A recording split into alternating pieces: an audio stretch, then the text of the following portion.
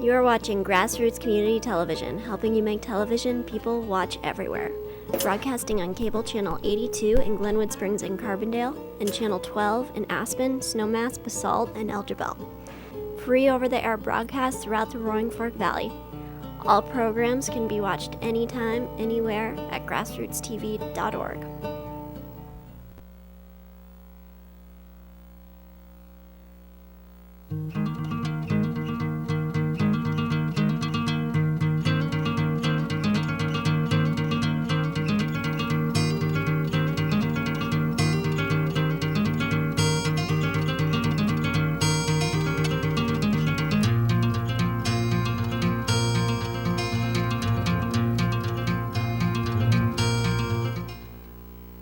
Welcome to tonight's Naturalist Night.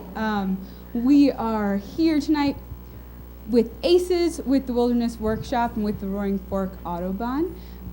We also, big thank you to Two Leaves and a Bud for the tea that you are all hopefully enjoying. This part of our series, next week we'll have Peter McBride, and he'll be talking about his photojournalism on the Colorado River. But tonight we have Kim Potter from the U.S. Forest Service. She is a field biologist, been working with black swifts since 1995.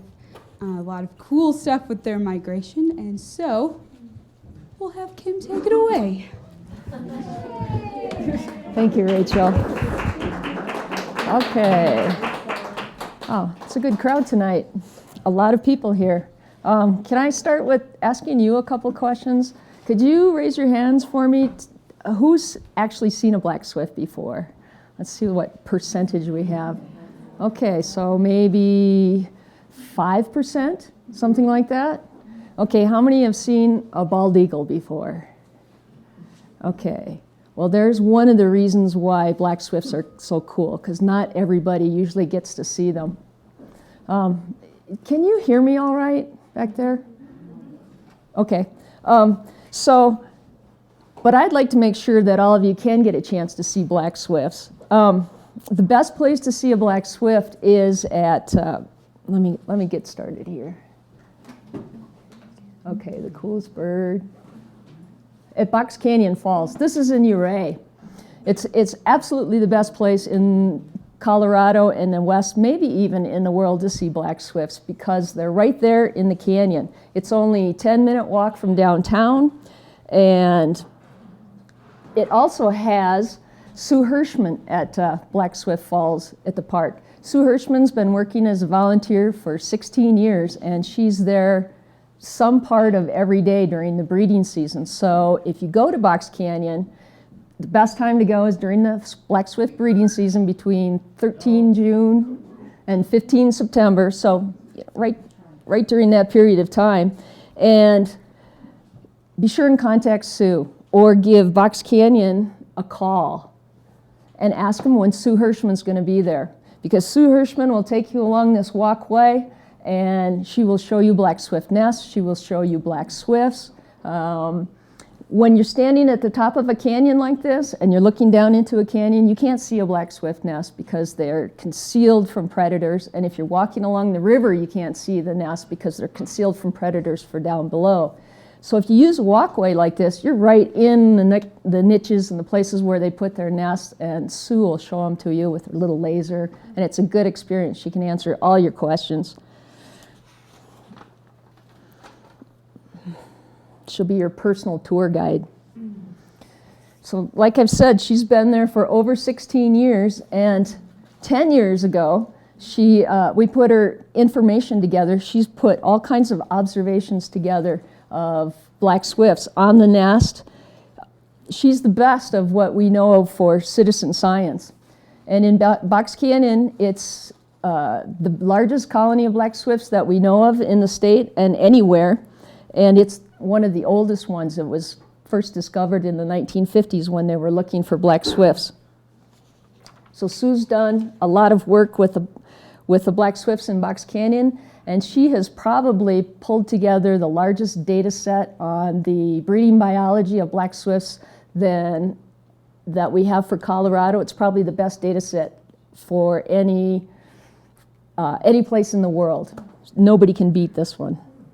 So Box Canyon is the place to go see a black swift. So to understand why black swifts are different and what's unique about them, let's just kind of talk about, it's a neotropical migratory bird. So generally, neotropical migratory birds, small birds, they get back to the US to breed about the middle of May, 15 May, and then they'll build nest and they'll do a little courtship and maybe 3 eggs or 3 weeks incubating eggs and another 3 weeks raising their youngsters. And then that's about it. The youngsters jump out of the nest, beg for food, and they fly off. The birds will either have 1 clutch or 2 clutches, and by 15 August, they're gone. They're out of here. So that's generally what the birds do. But black swifts do different things. All right, let's do a little black swift trivia here. Their wings are way longer than their body. They're really long and narrow, so the places that they live behind waterfalls tend to have a real dramatic landscape with it, cliffs and places with overview of the landscape. They have little tiny legs, and when they take off, they'll fly. Their aerodynamics are such that they just take off right from where they're at. They're not broad flat wings, so they're not going to get a lot of lift and circle like hawks and other raptors do. So they just have long, narrow wings, about 7.5 inches. They weigh about 1.5 ounces or 2, which is about 8 quarters. So they don't weigh very much. The oldest bird that we know of was 10 years and a month. And they're as fast as a peregrine. They're pretty cool birds. All right, so we'll go a little bit on the biology of the black swifts. Well, we don't know where they migrate from. We don't know where they go in the winter. We don't know how they get there. We do know that some birds stopped for a while in Costa Rica for 2 different years for about a week and roosted on some steep banks of a graveled out river gorge. And that's it. That's what we know of their migration, and that's what we know of where they are in the wintertime. Now, remember the little migratory birds, they get here about 15 May. Well, black swifts don't get here till around 15 June. Okay, that's totally different. And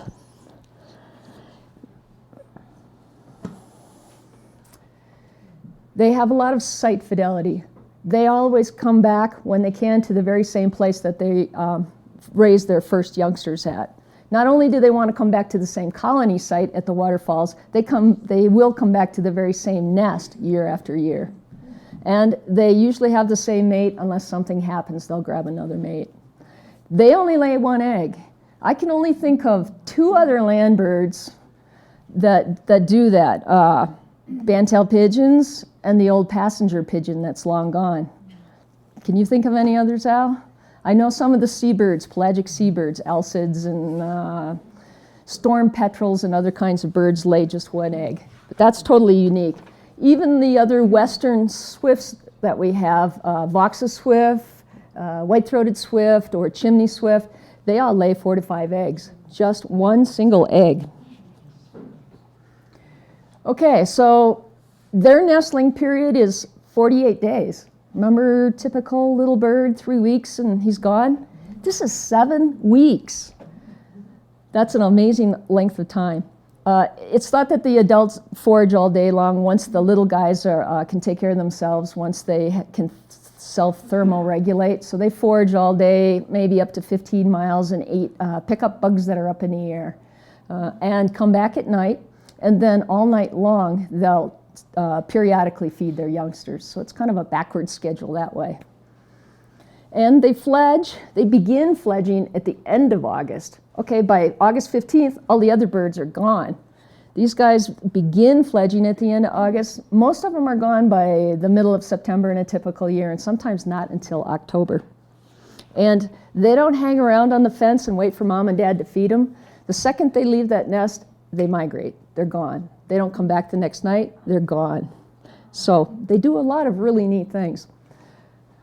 Oh, okay, there's always exceptions. Well, last year we had a really cold spring, a really late spring, and this female didn't lay her egg until August 15th. Well, not lay her egg. Her egg didn't hatch until August 15th.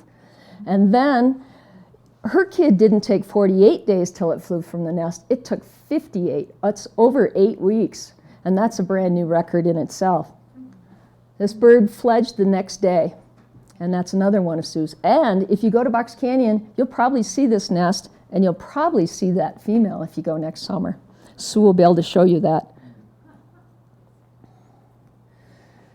Alrighty, so some of the reasons that we don't know where they go is because they're so hard to find in South America. Some of those countries, we think they go to South America. There's a lot of swifts in those countries, and they just look like that little flying cigar. So they're really difficult to differentiate between the swifts. We've banded over 200 swifts, which isn't very many for a bird species. And there's never been any band recoveries outside the United States. But there are some things we do know about them. We know they live behind waterfalls or next to waterfalls or on cliffs near water. We know that we know something about their distribution. They're a western bird. We know they're up in Alaska, but we haven't been able to find any nesting up there. We know that they go down through Mexico. We know of maybe 2 nests down in Mexico. There's another subspecies in Central America and another subspecies in the Caribbean. So we know a little bit that way, but we really don't know that much. So we know of 2 nests ever in Mexico, 1 nest ever in Costa Rica, none in Alaska, none in Wyoming, none in Nevada. And the heart of their range are through mountain ranges, the Sierras and Cascades and Rocky Mountain ranges. Okay, but you have to say Colorado has a leg up on everybody. We know our black swifts. We know a lot about black swifts. And that is, a lot of it is because of this guy right here, Al Noor. We have to tell a little bit of a story about him. He showed up in Colorado in about 1937, and he was going to go to the School of Mines. He came from back east somewhere, and he started working with the Museum of Nature and Science with Niedruck, Bob Niedruck. And if you're a birder, you know of the Birds of Colorado, the 2 great big red volumes bird books. And this was before the museum published these, and the museum workers wanted to know more about Colorado birds. So they asked Al to help him out and look at swifts and some other birds. He did that for a while and decided that he didn't like the School of Mines. So he went into the Army for a while. World War II hit. He went to the Battle of the Bulge and all kinds of hair-raising events, but came back to Colorado when he was finished and went to school in Colorado Springs. And he worked again for the guys at the museum looking for black swifts. He thought, well, I can put this job to work and I can make my thesis black swifts. That'll work well. And if I'm going to do black swifts, I'm going to need to learn how to climb. So he taught himself how to climb. And then as part of his income, he climbed around on the rocks at the Garden of the Gods in Colorado Springs and would pull hardware out and sell it to climbers and for scrap metal. So he started looking for black swift nests, started in the San Juans where the collectors had collected birds, and he found Box Canyon in about 1950, and he climbed into that place, and before that he called the USGS, who controls banding for birds, and he said, what size band should I put on a black swift? And they go, well, you know, nobody's ever banded a black swift before, so you're on your own there. So they sent him some bands. He climbed in and tucked the birds into his pockets and went down, banded the first birds ever, and then climbed back up, put them in their nest, and by then it was so dark that he had to spend the rest of the night hanging in a hammock in the canyon, okay, in a cold, wet, damp canyon. It couldn't have been very fun. But before he was done and finished with his thesis, he had found 27 colonies. Even that work alone was more than anything else that we knew, that blows everybody else out of the water immediately.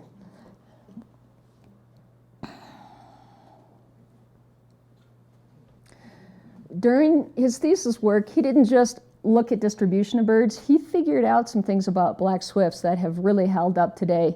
He came up with about 6 ecological requirements that he decided, if you're going to look for a black swift, where is it going to live? These are what you look for.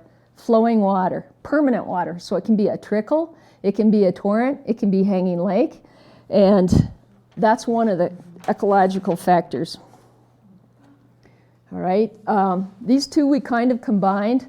The commanding view over the terrain, and that's because of the not being able to get lift with the wings, that back off and over, just like peregrines nest on the cliffs, black swifts, the same concept. And unobstructed access. You know, sometimes when you're in the woods, you'll come across a waterfall and it's deep in the woods and there's trees all the way around and snags all over the place. The swifts could get back into that spot, but they can't get out very well, especially when the air is heavy in the morning. So unobstructed access is another identifier. Al, a safety meeting. They nest in places that are inaccessible to terrestrials, predators. So the aerial predators, typically you can't see a nest from up on top, and typically you can't see it from the bottom, and you can't get to it very easily.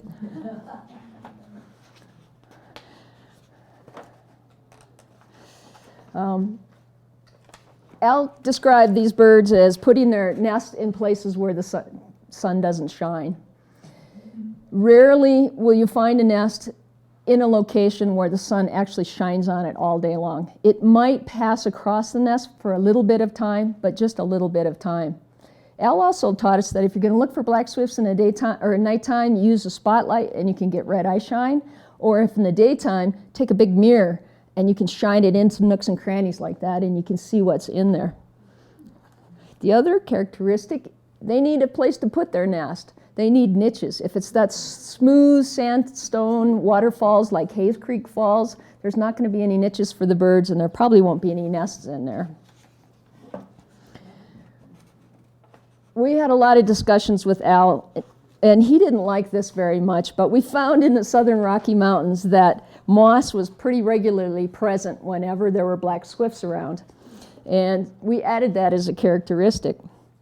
So Al did all this work in the 50s and came up with 20 nests. And then there was another big surge of work around mid-1995 when the Forest Service designated it as a sensitive species. And then the Heritage Program and the Rocky Mountain Bird Observatory and the Forest Service and volunteers got together, and we did kind of a 10-year survey, you might say. We just kept building on the knowledge.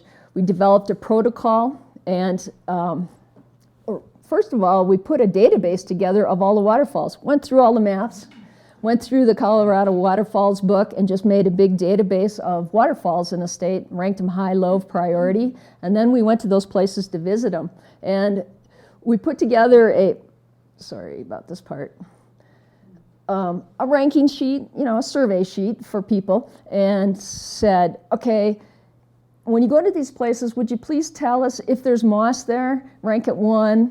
If there isn't any, rank it 5 if it's all over the place. If there's a lot of water, rank it 5 for strong. If there isn't, mark it 0. And we'll add up the score in the end and see how that comes. So we had training sessions, so everybody was kind of evaluating things the same way.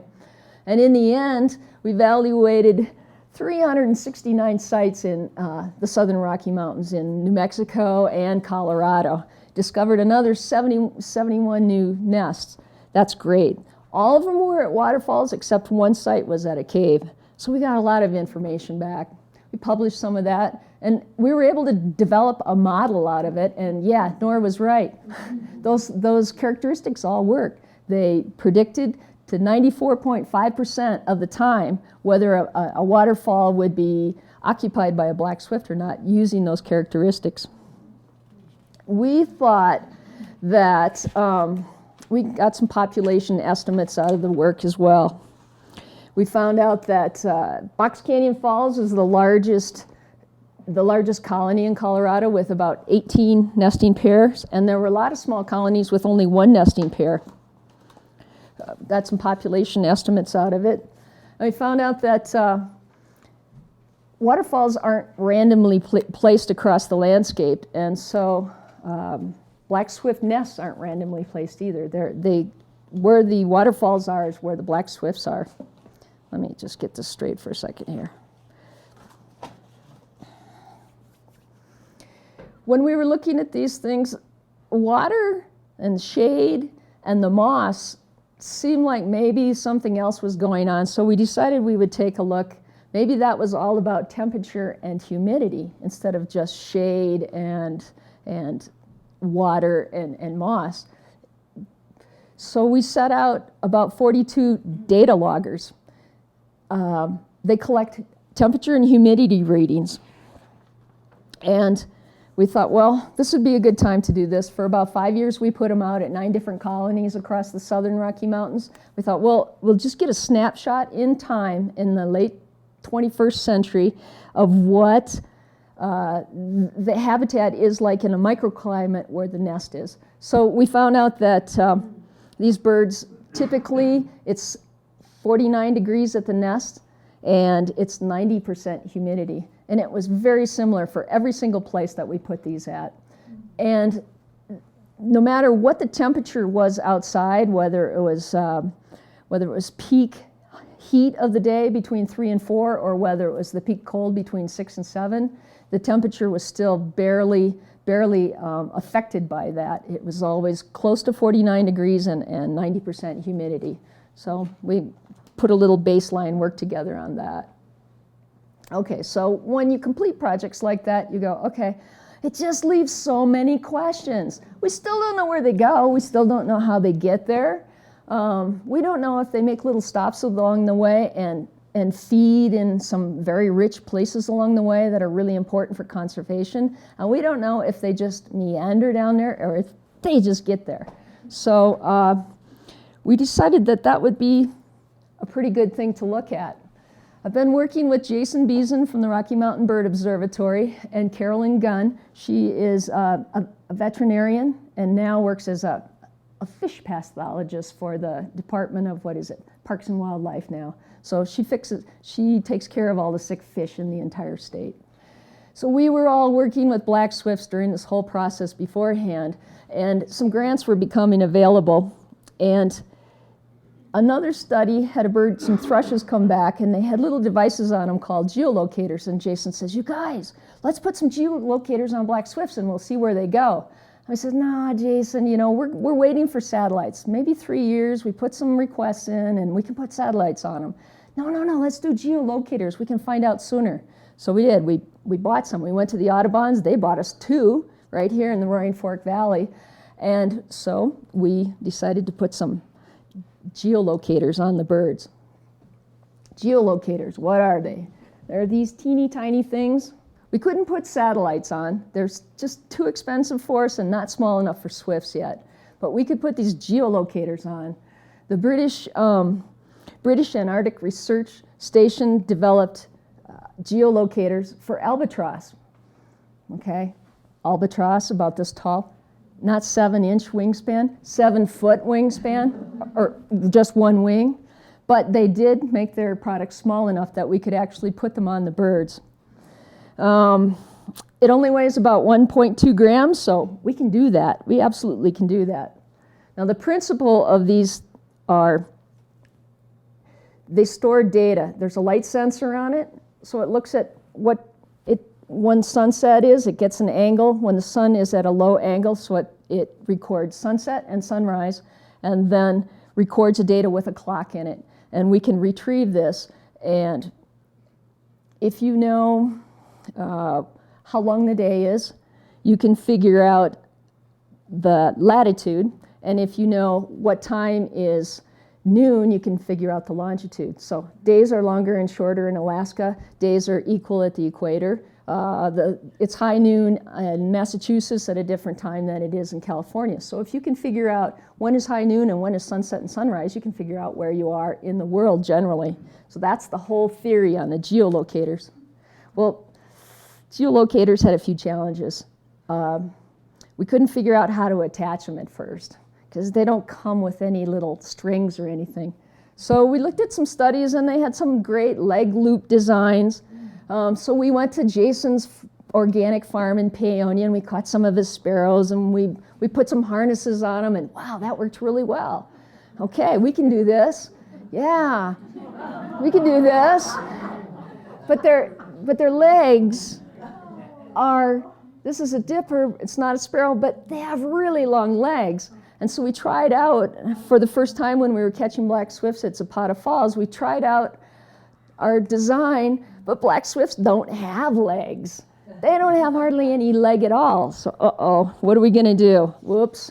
So we went back to the drawing board and we came up with another design, and it worked pretty well. Instead of putting legs on, like a harness that a climber uses and a backpack, we just put a backpack on and stitched it in front, like you clip your backpack. And it worked fine, it worked great.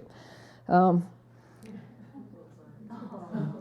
all the times, we deployed 4 of these and we got 3 back. And the only one that had any damage on the harness system was one that went with a transmitter like this, and there was a little fraying from the loop. We didn't have any sores on the birds. We didn't have any bad spots on them or loss of feathers. It worked really well. We had the harnesses mostly put together, and then we sewed them on when we tightened the last strap by sewing it and put a little super glue on it. It worked really good. It was cold, it was wet, it was dark when we were doing it, and we did it by a headlamp, no big deal. Okay, the next big challenge with data loggers, you can deploy them, but if you want the data that's in here, you have to get it back, okay?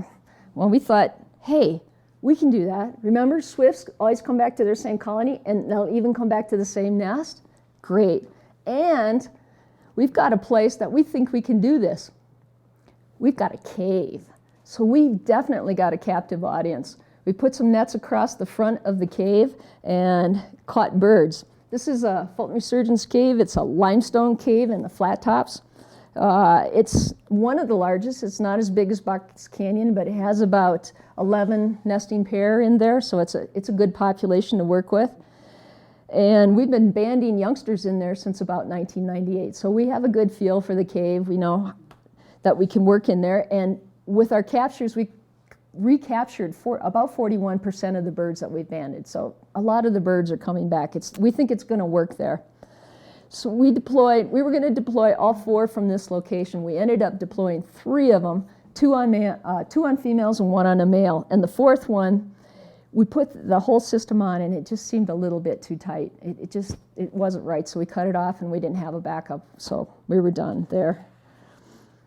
We retrieved 2 of them from this site the next year, and both the females. We didn't see the male. Either we didn't catch it because we can't go all the way to the top with the nets, but we just didn't get that 3rd one back. Fulton Resurgence Cave itself has a few challenges. It's in the wilderness area. It's about a 3-hour 4x4 drive once you get to Rifle, and then from Rifle you have to 4-wheel drive back for about 3 hours up to the portal. We usually center tents up, and then you hike for another 2 hours and drop down about 1,200 feet. First off one cliff off of Blair Mountain, and then off the next bench to the cave. So it's a bit of a hike. We're usually finished about 7 o'clock and 7:30, 8 maybe at the latest, and then we have to hike back up. We usually get out at midnight when we do this. So we still had 1 geolocator left. We said, Sue Hirschman, help us. We've got this geolocator. Do you have a nest that we can get to? And she said, oh, sure. So we used ladders and just a hand net, and it was just a drive-by. It was really great. We put a geolocator on a male there. And then Sue the next summer said, the pair's back. Come on in. We grabbed the bird, took the geolocators off, and we know for sure that the male, from Box Canyon successfully raised a chick, and they were fine that year. We don't know from Fulton Resurgence Cave because we use the mist nets, and we don't know exactly where the bird went to which net or to which nest. So,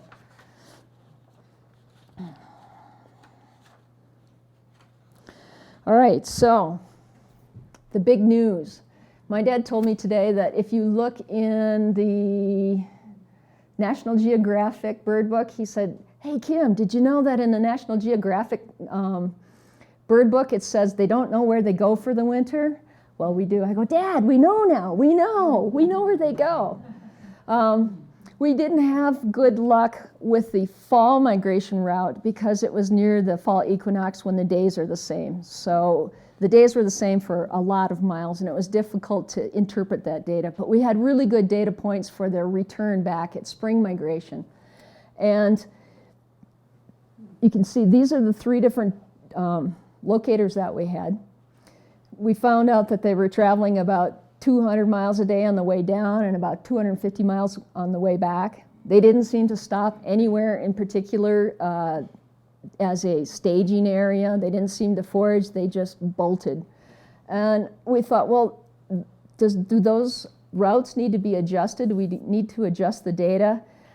Because they seem to be over sea instead of over land. But we took a look at the prevailing winds throughout that area, and they line up somewhat with the migration routes. So maybe the insects are flying across that way. They might be going out with insect flow. Those are algae growths in the small map. Could be more food, could be more aquatic insects for them to eat. So they made the big trip to western Brazil in Amazonia. They spent the winter down there. All 3 of these birds went generally to the same location. Lowland rainforest of western Brazil. If you had asked me where to go look for black swifts in the wintertime, I would have said, wow, they live at waterfalls and steep cliffs up here in the breeding season. Let's go to the Andes.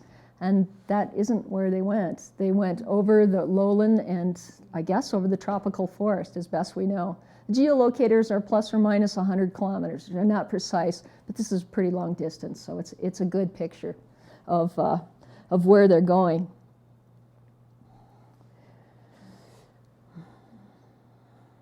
Where in Central America did they touch down? You didn't say what. They look like, or they just go over it? We don't know if they're touching down or if they're going down. That's one of the big questions we don't know about black swifts on their trip. We've looked at common swifts in Europe and the pallid swift. These birds never roost. I mean, they roost, but when they're not breeding, they can stay on wing for 9 months at a time and never roost. We don't know if black swifts do that. They might do that. So we don't know for sure if the morning sunrise position was taken, and then if they're on the wing all the time, the evening position, they may be another 100 miles down the road. So we don't know exactly how accurate those positions were that came with the data loggers. However, they traveled about 200 miles a day. Still, their routes, they were at those places somewhere along that route. And so we don't know if they sat down in Central America, or if they just flew all night long, or if they foraged all night long, or if they just cock one wing and then go kind of in a circle while they sleep. I mean, we just don't know. We had some people from Belgium email us today. They said, how did you adjust for if they're aerial roosters? And we went, oh, we really didn't. We just said, we don't know, and that could be the case. So there's a lot of things we still don't know. We looked at the habitat just a little bit, and the gray area is where all 3 of them spent some time. And it is, you know, the white peaks are the Andes, right? And so they've spent time down in those lowland areas. So they just must be over the canopy getting insects and whatnot. So we don't know. So we decided that we don't really know if all the swifts from North America go to the same place or not. And we thought, well, gee, okay. We did this study, and it came out pretty well, and it was really stressful, and we didn't want to do this again until Jason calls again, just like he did before in 2009, and said, hey, you guys, some grants are coming due. Would you like to, is there anything you'd like to maybe apply for? And we said, no, we don't want to do this again. And then we went, oh, maybe do all the black swifts of North America go to the same place that our Colorado black swifts go? We don't know, but we sure would like to know. So we picked out a few places that might represent, number one, hopefully a drive-by, but where you can actually get your hands on a swift or a swift nest. This place is St. Charles River on the Front Range over by Colorado Springs-ish. And we already put a geolocator out on that bird, and it had a colony of 3 birds.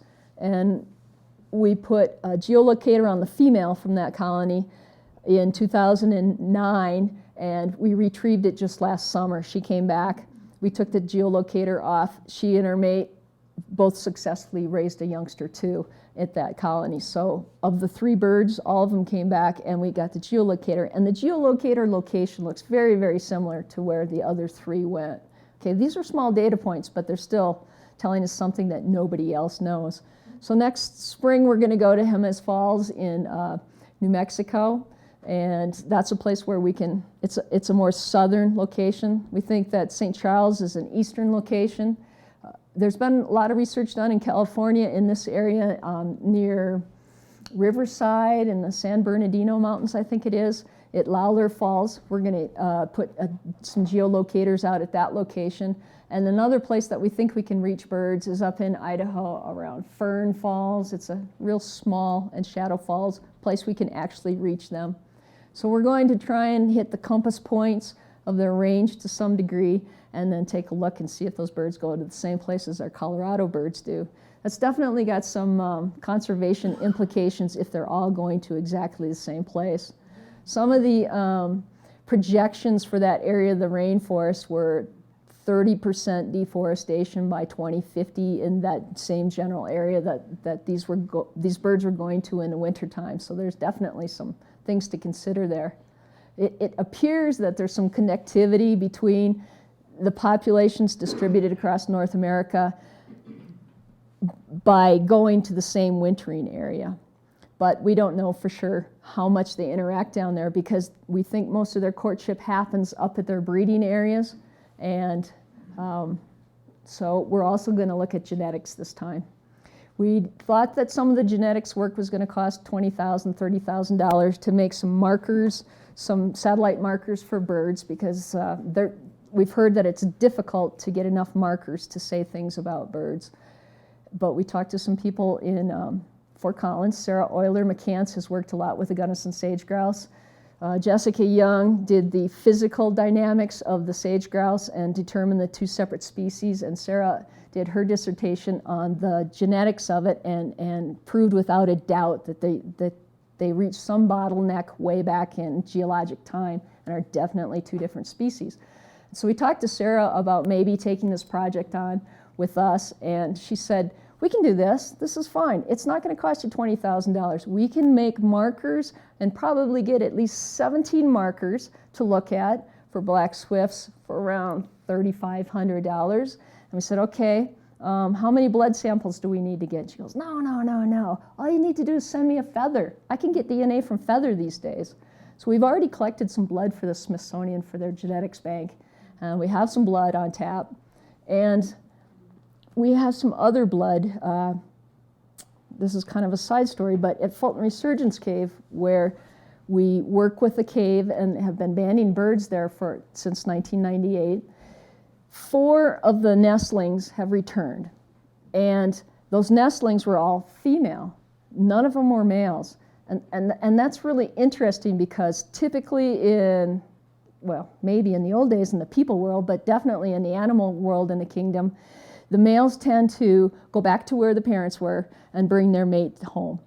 And the females go off with the in-laws. And that's how you exchange genetics, and it's how things tend to go in the animal world. But we're seeing that only the females are coming back. We're not seeing any males coming back. And some species do that. Some of the ducks do that. Some of the northern, like eiders and old squaws and a few different ducks will do that. But most species, it's the other way around. I think sage grouse are the same way, because the females are the ones that take off and hold the site fidelity, and the males just go all over the place. So this is really interesting. And we can look at this genetically as well. And so with just feathers, we can collect feathers. These are different places on the map with the triangle where we might be able to collect feathers. But we were looking at this paternity, and some of the people I consulted about it said, no, you can't tell those are females, because the guide that we use to determine males and females is called the Pile Guide. Pile's wrong. You can't tell a male from a female based on the fork of the tail and the white feathers. you can't say they're females, so we started taking cards with and getting a dot of DNA and doing paternity testing. So we have all those cards. So we've got 30 of those cards, and we've got 30 feathers. So we've already got a whole bunch of specimens to go to look at different things in genetics. Bottlenecks, is there gene flow between them, all kinds of things. Down in Mexico, where there's only 2 nests, and then Central America is another subspecies. We don't really know which subspecies is in Mexico nesting. We might be able to clear up some of the questions on subspecies down there too. So we've got a lot of really exciting things to look forward to there. We're really excited. Our work with the geolocators is going to be published in this coming Wilson Journal of Ornithology. It's the very lead article of 2012. And Dr. Braun has commissioned an art piece for the frontispiece for us. It's Don Radovich, who taught art at Gunnison for a long time, and it's going to be artwork of black swifts from Box Canyon, something of that nature. So we're really excited about that. Audubon came with us, National Audubon came with us to Fulton Resurgence Cave last year when we took some of the geolocators off, and they also went to Box Canyon and took pictures. This year there'll be an article in National Audubon magazine on the black swift work, and the Smithsonian came out to St. Charles, which was that far eastern over by Colorado Springs site, and there'll be an article in the Smithsonian this year too, so there should be some real fun pictures and reading. Like I said, these Audubon's helped us buy geolocators, and we really, really appreciate it. We had a lot of help from all kinds of people on this project. One of my friends, Rich Levad, started with the black swifts with me in 1995. We just went crazy over black swifts. There's a retired judge in Glenwood Springs, Vic Serby. He's an avid birder.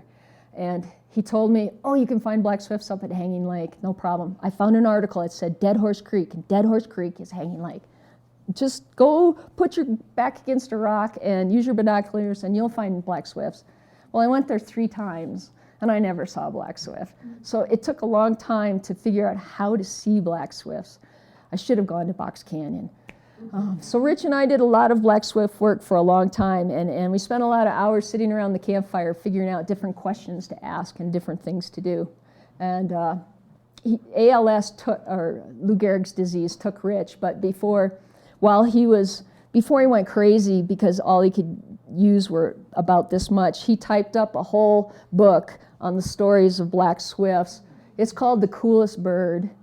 And if you're interested in swifts at all, you can get it for free online. All you have to do is just Google it, and you can print it, you can read it. It's all kinds of good stories. He tells way better story about Al Noor and all these people that have come before than I do. You might enjoy that.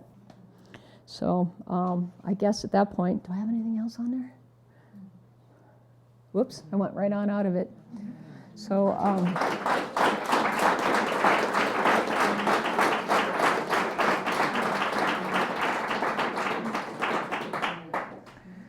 We've got some time for a couple questions. yeah, do you have questions? Liz? How did you get that ladder in the cave? How do we get the ladder in the cave? Those are wildlife ladders. They're 6 foot tall each sections, and they weigh 10 pounds each. And you can carry them. You can get volunteers to carry them. Hopefully. So we can hike those in and out, and they usually send me up the ladder. And that's how they come apart, and they're aluminum. They travel pretty well. Are they not very afraid of you since they are so remote and inaccessible to most other animals? Are they afraid of us because of their remoteness? Are they not afraid of us because of their remoteness and they don't see people very often? The youngsters, the adults get nervous if we come around, and they will flush off the nest. The youngsters, I just climb up the ladder and I just grab it, and then come back down the ladder, and we band it, process it, and then I walk back up and set it back on the nest again. So are curious. They always turn around and watch us, but they're not afraid of us. And you never get attacked by the parents? No, usually the adults are off foraging when we're in there. You can get quite close to the adults. They will flush off of the nest, and if we're not catching adults with a mist net, sometimes we'll spotlight them and have a ladder put up ahead of time and then spotlight them and then just reach up and grab them. Or we made nets. We took a fish net when you catch a fish, and we exchanged the netting on that for mist netting, and we put them on poles, and so we can catch them that way too. And they're quite calm when they're in the hand. They wiggle just like any bird that you're banding. So they do show some fear, but the youngsters certainly don't. They don't know what's going on at all. Some other questions? Are you going to have any banding days of the changing species of rosy finches at Snowmass? Are you going to get any that these folks might be able to watch you band? Just in case. We've been banding black swifts or rosy finches on Snowmass from, what were those years?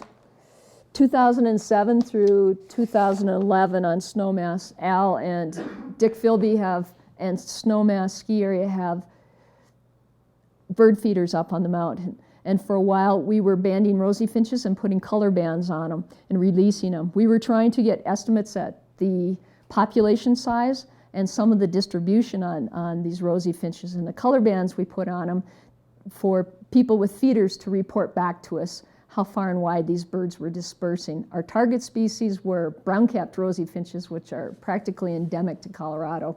And we did that through 2011, and I put bands on about 1,500 brown-capped rosy finches and about almost 2,000 rosy finches in general. But in order to get a population estimate on these birds, you need a good recapture rate.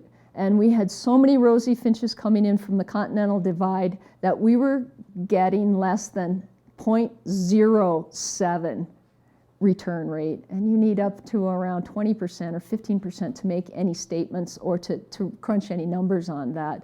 So after attempting that for a while, we found out that that wasn't working and it wasn't the best process. So we just went to talking about rosy finches and climate change and what the alpine might look like with climate change and how it might affect rosy finches.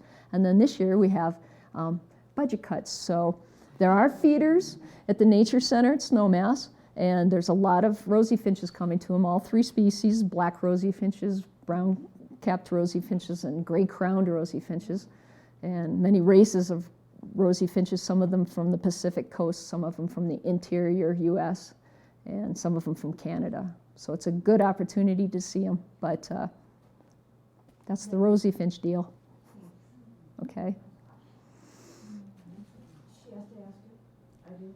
She doesn't understand the term in-flight roosting. Is that when they're asleep and they are literally still flying?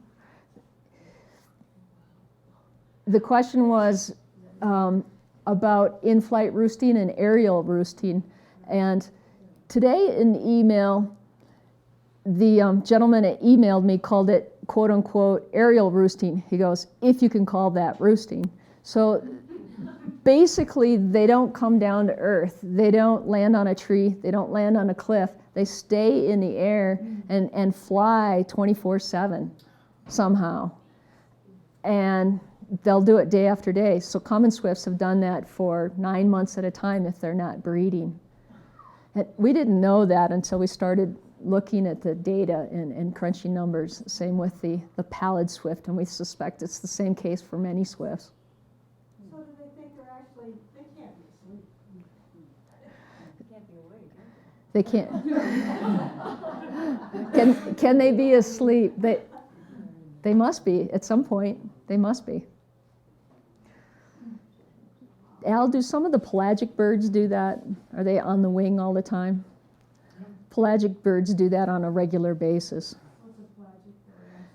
These are birds that are ocean going, that only come to land to lay their eggs and raise their youngsters, and the whole rest of the year they're out at sea. And And some of them will land on the water, but a lot of them don't. They'll fly all night long. They'll fly. So. Kim, what's your best guess about the population of black swifts in the world? In the world. We looked in the southern Rocky Mountain region, which is a little bit of Wyoming, Colorado, and New Mexico. It's somewhere at 1,000 to 1,500. I think the biggest densities are in the Pacific Northwest, in probably British Columbia and Oregon and Washington. And there can't be just very many. 200,000 would be a lot. They're just not a very densely populated species. Well, we know that the average lifespan, we're not sure what the average lifespan is, but we know that the oldest one that we've documented so far, and we haven't had all that many captures, if only 200 have been banded, was 10 years and 1 month. So I would guess that it's not uncommon for these birds to be 8 years old, 6 years old. I'm sure they live to be older than 10 years old too, probably 12. 14 would probably be a stretch. So that's my guesstimate. Just don't know for sure. Well, thank you, Kim. Thank you for coming. Thank you.